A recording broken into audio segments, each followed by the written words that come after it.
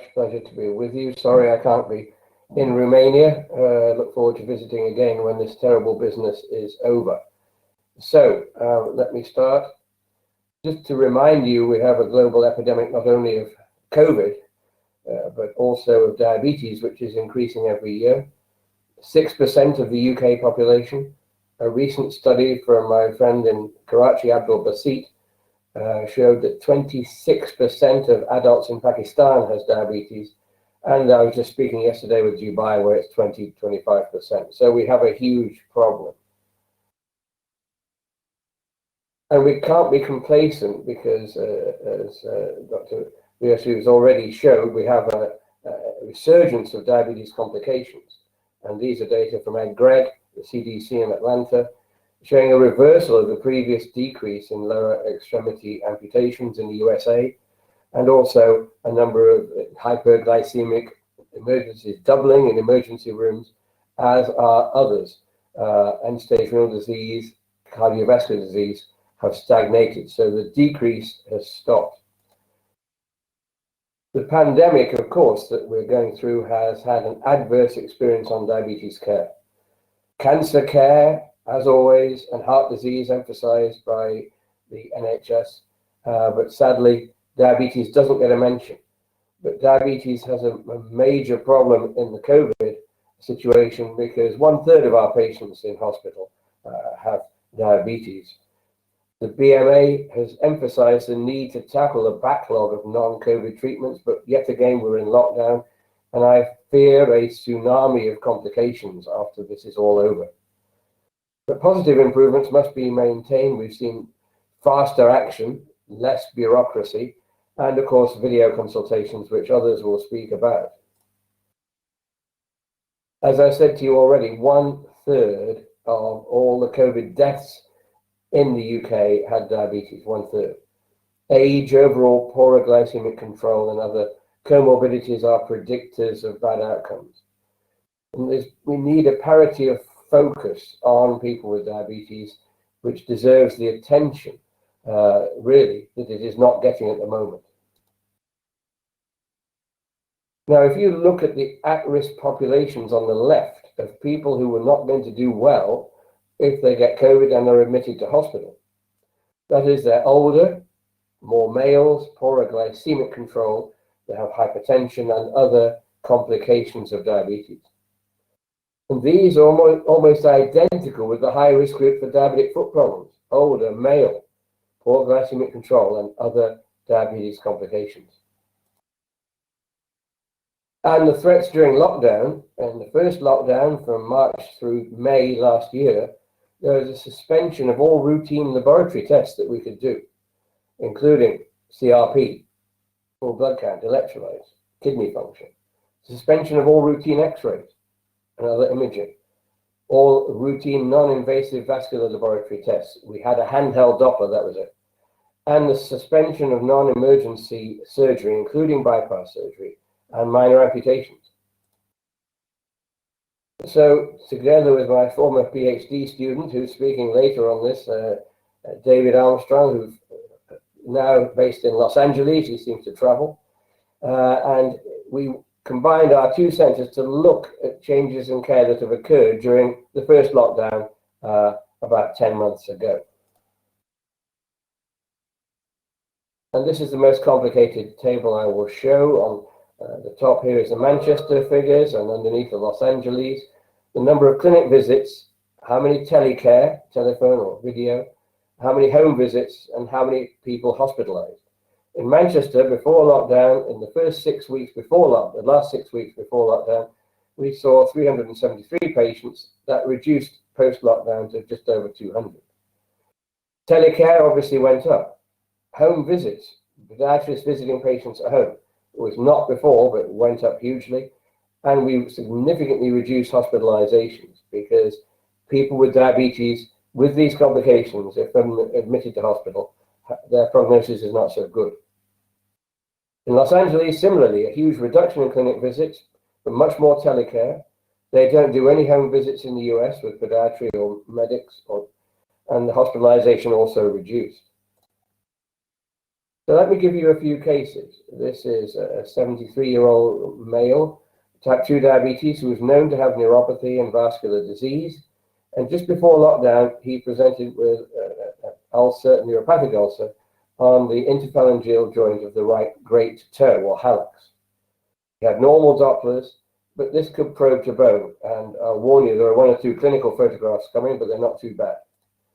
This was the man's toe, and you can see here the interphalangeal joint, and this probed through to bone.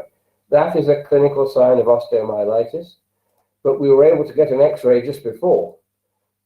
They closed for routines, and you can see extensive osteomyelitis here in the proximal and distal hallux, and the interphalangeal joint infected too with septic arthritis. So the only treatment we could offer were oral antibiotics. So we gave broad spectrum antibiotics for 8 weeks, and the outcome was good, healing. And subsequent to lockdown, we got a radiological review 6 months after this started, and there was radiological healing. So this is possible, but it basically depends on good clinical practice, clinical observation. So important during this pandemic. The second case, not dissimilar. Again, an older male with a previous ray amputation, presented with, just after lockdown, we couldn't do an X-ray, with cellulitis and a swollen hallux, a second toe rather, and also discharge under the metatarsal head. He had some distal disease, probe to bone positive, and he had this sausage-shaped toe that you will see here. This sausage-shaped, really swollen toe. This is a clinical sign of osteomyelitis. So without an X-ray, I said, this is osteomyelitis, and we treated him again with a similar approach, and this virtually healed. So anything is possible. Here's one of my colleagues, David Armstrong. His case is in Los Angeles, and if you're interested in this, it's published. You can download it free of charge. Diabetes Care last August.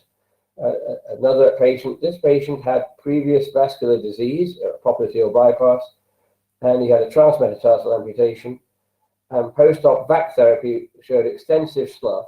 The patient was too frightened to come to the hospital, frightened of catching COVID, and rightly so. Hospitals are full of people with COVID. So he was able to start larval therapy, maggots, at home using a home visiting nurse. This had never been done before. So using a video consultation, he gave instructions how to apply larvae. I've really protected you from seeing the actual detail of that. Here's the fourth case from Los Angeles, this one. This is someone who's at particular risk, someone with extensive history of type 2 diabetes with all the major complications of previous renal transplant. So that's a really high risk patient. He had some wet gangrene. He was terrified to come to the hospital. He was shielding at home with his daughter who was pregnant. He was at high risk on immunosuppression, and he refused to come. So he was treated with oral antibiotics, and David and his colleagues were able to do, at the community center, partial amputation of the toes that were affected, and those wounds healed. This was done outside of the hospital, and this is what we're faced with during this pandemic. I'm not showing you any slides there. So there are threats to people with diabetes throughout the pandemic. People are shielding, living at home. The diet is much more difficult. They're not getting the exercise. Glycemic control becomes poor, and we mustn't underestimate the psychological impact of this. You're living, shielding at home, perhaps without even a garden, some people, living in an apartment. This leads to stress. All these things will impact on blood sugar control. Fear of hospitals, which is entirely understandable. I mean, in my hospital now, we have over 200 patients with COVID, 200. And as I said, I fear a tsunami of complications. But the opportunities that this presents are the expansion of telemedicine.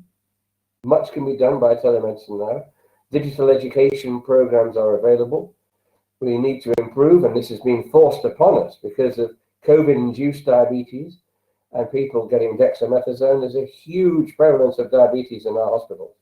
So this has led to improvement in inpatient diabetes services and also enforced a redesign. So to summarize, there's been a cancellation of all routine outpatient clinics. We have continued. I moved my clinic, all of diabetic foot patients, to a community centre. We have nearly 100% attendance, whereas people going to the diabetes centre on the hospital site, about 40–50% fail to attend. They're too frightened. Suspension of routine investigations, suspension of non-emergency surgery.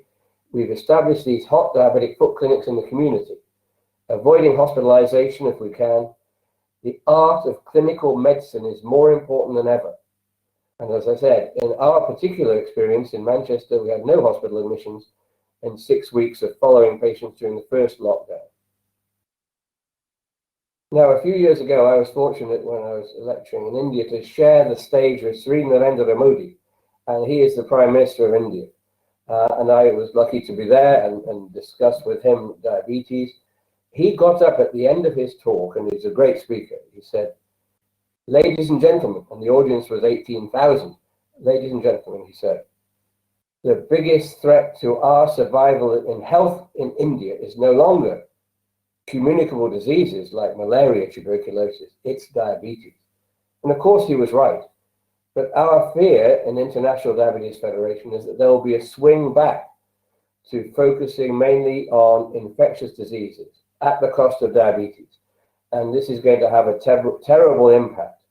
So we need all of us to fight for the lot of people living with diabetes, to help them. We can do much to help them without any routine tests. My junior doctors say, "What about the CRP?" I said, "We treat the patient, not the CRP." So we've coped during this pandemic with good clinical practice, and we need to focus on diabetes care as we come out of this. And this is in the book of Ecclesiasticus in the Bible, and it reads this, chapter 18, verse 19, "Before you speak, learn, but before you fall ill, take care of your health." That's the most important message to people with diabetes. Look after your blood glucose control. If you keep it good and you do a bit of exercise even at home, your chances of not doing well if you should get COVID will be lessened. Please look after your health and keep away from hospitals if you can. Mucho mesk.